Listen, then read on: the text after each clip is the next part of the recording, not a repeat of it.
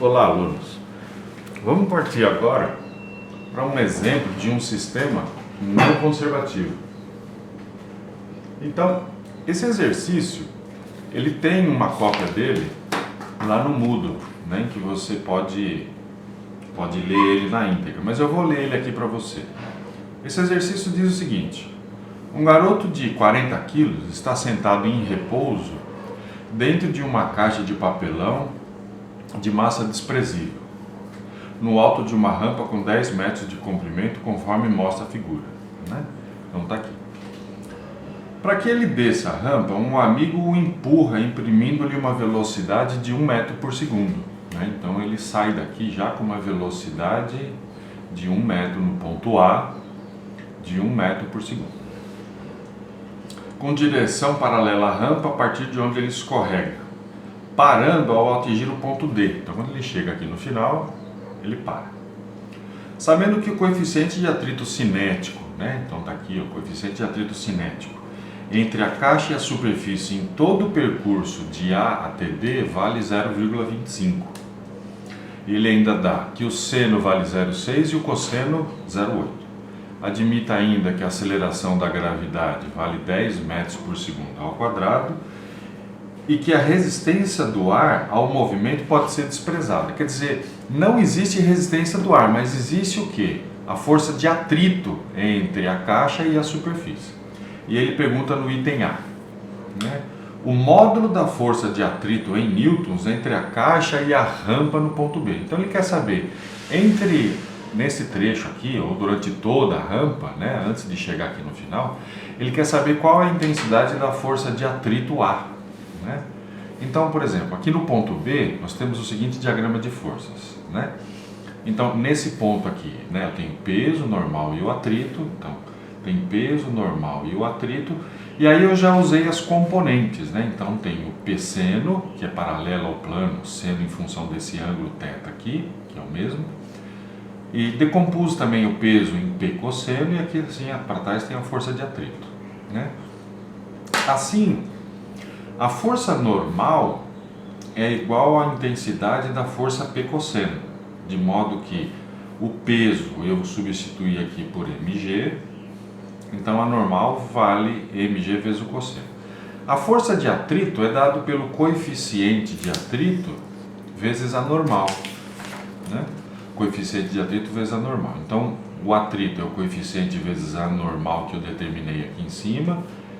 Fazendo as substituições, a força de atrito vale 80 newtons. Então, ela vale 80 newtons no trecho entre A e B, né? Até antes de chegar no ponto C. Então, essa aqui vale a intensidade da força de atrito. E agora, ele pergunta o item B da questão. Ele pergunta o seguinte: qual é a distância percorrida pelo garoto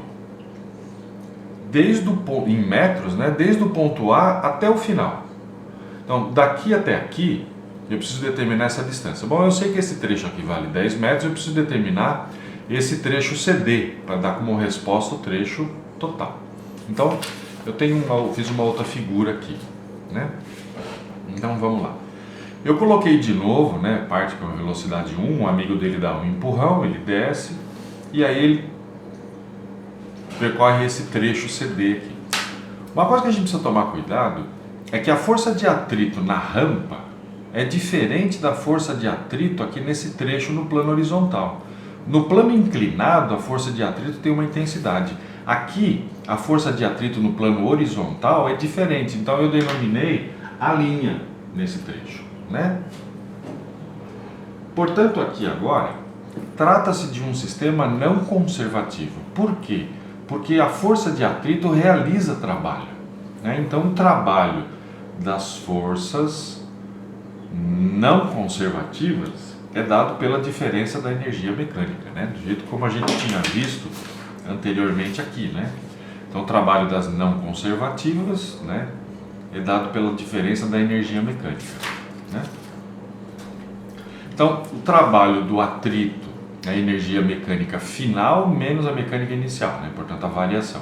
O fim é a posição D e o início é a posição A aqui em cima, né? Trabalho do atrito, tem duas forças de atrito, né? Então eu trabalho de uma no plano inclinado e depois no plano horizontal.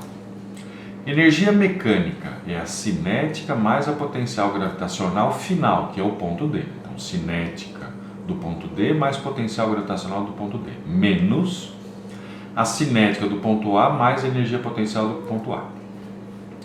O trabalho da força de atrito no plano inclinado é atrito vezes o deslocamento do trecho AC vezes o cosseno do ângulo.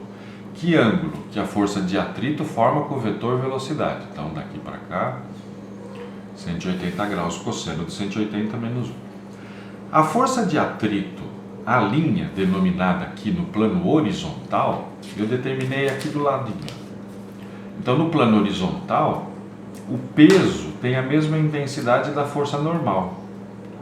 A força de atrito é o A' vezes o coeficiente vezes a normal, e que nesse caso, a normal é o próprio peso. Fazendo as substituições aqui do coeficiente, massa e aceleração, a força de atrito no plano horizontal vale 100. Então, é essa força de atrito aqui que vale 100. O deslocamento CD é o que eu preciso determinar, vezes o cosseno do ângulo de 180 graus. Né? Então, aqui também é um ângulo de 180. Cosseno de 180 é menos 1. Energia cinética do ponto D, ela vale 0, porque aqui no ponto D ele está em repouso. Então, cinética final 0. Energia potencial gravitacional do ponto D, eu considerei 0, porque eu estou assumindo, portanto, que o meu referencial é esse plano. Então, esse aqui é o meu nível de referência. Então, meu referencial vai ser esse plano horizontal. Quando ele estiver no ponto D, né, ele não vai ter energia potencial gravitacional, porque ele não tem mais altura. Então, menos cinética do ponto A, menos potencial gravitacional do ponto A, que está aqui. Então, vamos lá. O atrito no plano inclinado, deslocamento no plano inclinado são 10 metros, cosseno menos 1. A força de atrito no plano horizontal é 100, né? Deslocamento eu preciso determinar, cosseno menos 1. Aí aqui, energia cinética do ponto A, mVA² sobre 2, mgh do ponto A. Portanto, esse produto menos 800, menos 100 deslocamento do trecho D igual. A massa do garoto 40, a velocidade do ponto A, que ele sai do ponto A, é o que o amigo dele imprimiu a hora que ele saiu de lá lançado, né? Então, a velocidade inicial, 1 elevado ao quadrado, menos a massa do menino, 40, a aceleração da gravidade, e a altura, HA, em relação a este referencial, é esta altura HA, né? Que eu determinei aqui separado, né? Então, aqui é o ponto C, aqui é o ponto A. Então, determinando o seno desse ângulo θ aqui, é a altura HA, e perpendicular, em relação à hipotenusa 10. Então, o seno que ele já me deu vale 0,6, a altura HA, 6 metros. Então, eu substituí aqui 6. Portanto, aqui desse lado, menos 100 deslocamento do trecho D, passa esse 800 para cá, faz as devidas substituições. O deslocamento do trecho CD é 16,2. Então, esse pedacinho aqui, daqui até aqui, é 16,2 metros. Perceba que essa não é a resposta, né? Ele quer saber o trecho desde A até o ponto D, de modo que essa distância é o trecho AC mais CD e que, portanto, aqui vai ser 26,2 metros. Ok?